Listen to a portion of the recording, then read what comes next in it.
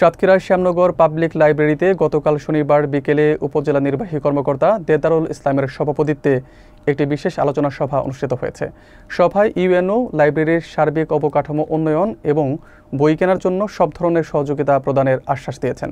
এছাড়া সভায় লাইব্রেরির উন্নয়ন সংক্রান্ত সমস্যাগুলো তুলে ধরে গুরুত্বপূর্ণ আলোচনা হয়েছে। বিস্তারিত দেখুন এসকে সিরাজের প্রতিবেদনে। গতকাল শনিবার বিকেলে সাতক্ষীরা শ্যামনগর পাবলিক লাইব্রেরিতে উপজেলা নির্বাহী কর্মকর্তা দেদারুল ইসলামের সভাপতিত্বে একটি বিশেষ মতবিনিময় সভা অনুষ্ঠিত হয়। এ সময় উপজেলা নির্বাহী কর্মকর্তা লাইব্রেরির সার্বিক অবকাঠামো উন্নয়ন এবং বই ক্রয়ের জন্য সব ধরনের সহযোগিতা করা হবে বলে আশ্বাস দিয়েছেন। অনুষ্ঠানে অতিথি হিসেবে উপস্থিত ছিলেন পাবলিক লাইব্রেরির আজীবন সদস্য ও বাংলাদেশ সরকারের deputy attorney general advocate Masudul Alam Doha, নতুন নির্বাহী কর্মকর্তা দেদারুল ইসলাম এবং deputy attorney general advocate Masudul Alam দোহাকে পাবলিক লাইব্রেরির সদস্যদের পক্ষ থেকে ফুলেল শুভেচ্ছা জানানো হয়। পাবলিক লাইব্রেরির সাধারণ সম্পাদক ও সাবেক উপজেলা পরিষদের ভাইস চেয়ারম্যান নূরজাহান পারভিন ঝর্ণা, সাংবাদিক আবু কাউসার, মানবেন্দ্র দেবনাথ, মুক্তিযোদ্ধা মাস্টার নজরুল ইসলাম সহ আরও অনেকে লাইব্রেরির সার্বিক উন্নয়ন, অবকাঠামো এবং বিভিন্ন সমস্যা নিয়ে আলোচনা করেন।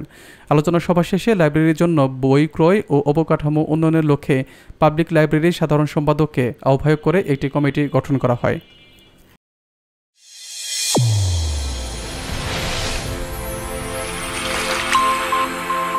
চ্যানেল A1 হৃদয়ের স্পন্দন।